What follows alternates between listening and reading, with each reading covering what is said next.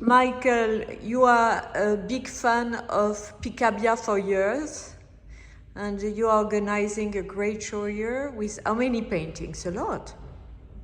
About 40? Yeah, long. Yeah. And I remember I bought my first Picabia in Paris at the end of the 70s, beginning of the 80s. when no one was interested. I bought it at night. I arrived at night and I made a tour in Saint-Germain and at Quatre Mouvements, which I always, as a joke, called the Three Blind Mice. They had something directly behind the closed door.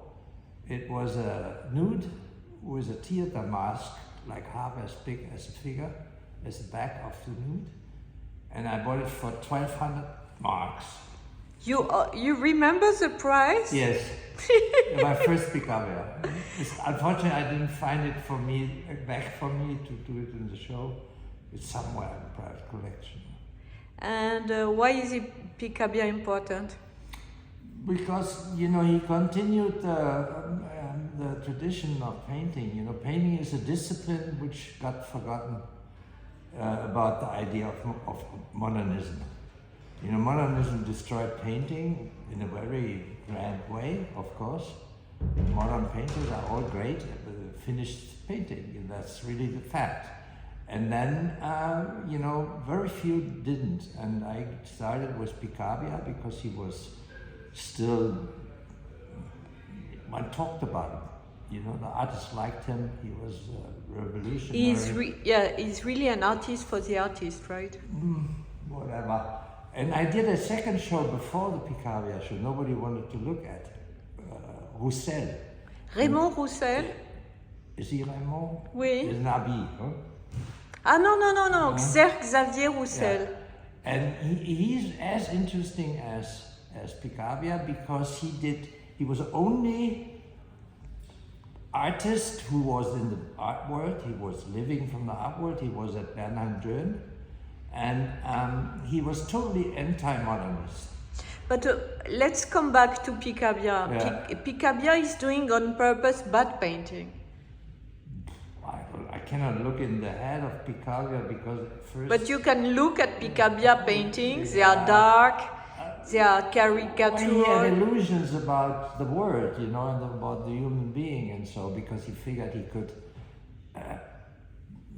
maybe have some new ideas about painting or so. But he continued painting, and in the very end, the abstract paintings, they're not discussed so much, or not at all. I don't know. But he's the only one. Nobody else did figuration. Remember the old big fight? The war was abstract and figurative. Now it's forgotten. But he was very close to Marcel Duchamp, in fact. Yeah, he was ambiguous. I put my favorite painting of the exhibition, the Toreador, which is a woman, obviously, because of that.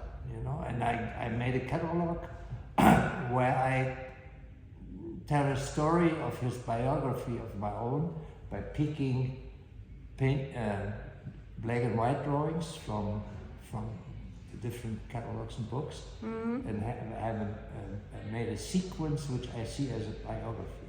But why is the Toreador your favorite painting?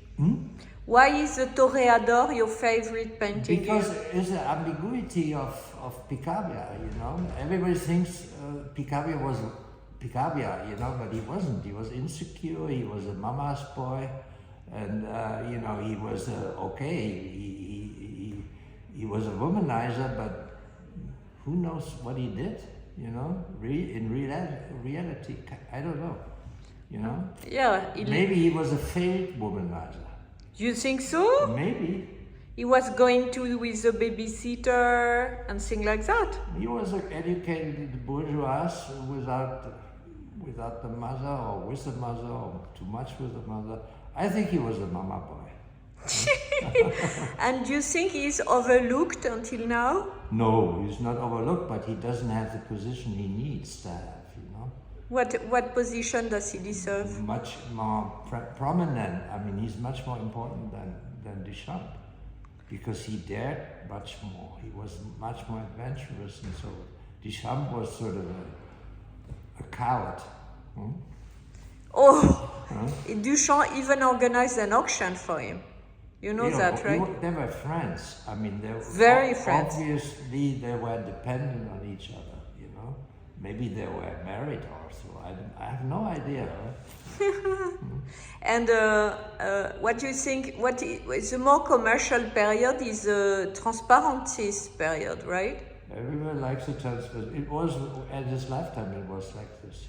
He stopped painting these because Rosenberg wanted too many of them. And the late period with the dots, for example, which are fascinating. No one really cared. And I like them. I think they are the really important late paintings. And you have a late painting representing a Christ or an abstract saint. I don't know. I met Olga Picabia very often in the beginning. We went always have lunch in a little restaurant downstairs where she lived. Oh, oui. And she told me a lot about life with him, you know. And I think he was not the guy who would sort of think about theories. He lived theories, maybe.